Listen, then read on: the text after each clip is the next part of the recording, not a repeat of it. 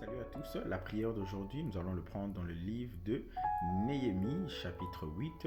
Nous allons lire le verset 18. La Bible dit ceci: chaque jour, du premier au dernier, Esdras lut le livre de la loi de Dieu.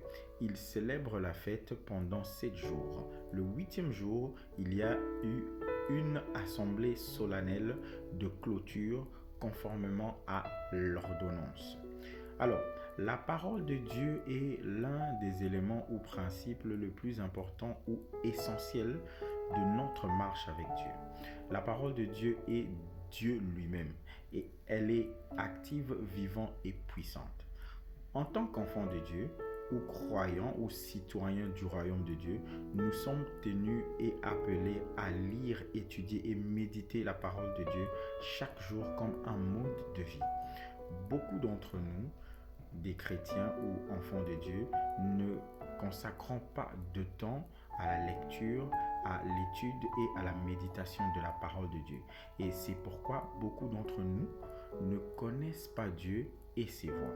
Beaucoup d'entre nous prenons notre Bible que le dimanche pour aller à l'église et puis après on le dépose. Puis nous la laissons tomber après. Nous devons cesser de faire cela.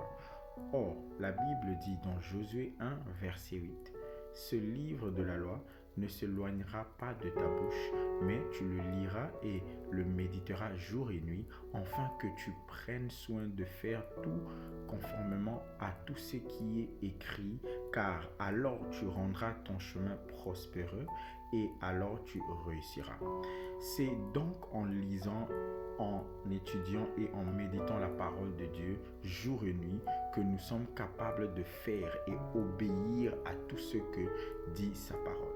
En tant qu'enfants de Dieu, nous devons nous discipliner pour lire, étudier et méditer la parole de Dieu jour et nuit comme un mode de vie. Et le résultat sera que nous prospérerons et réussirons dans tout ce que nous allons faire. Prenons cette prière ensemble. Vous allez dire: mon Père, pendant que je prie maintenant au nom de Jésus, ô Seigneur, accorde-moi la grâce de me discipliner pour lire, étudier et méditer ta parole comme un mode de vie pour le reste de ma vie. Ouvre ta bouche, prie, que Dieu te bénisse.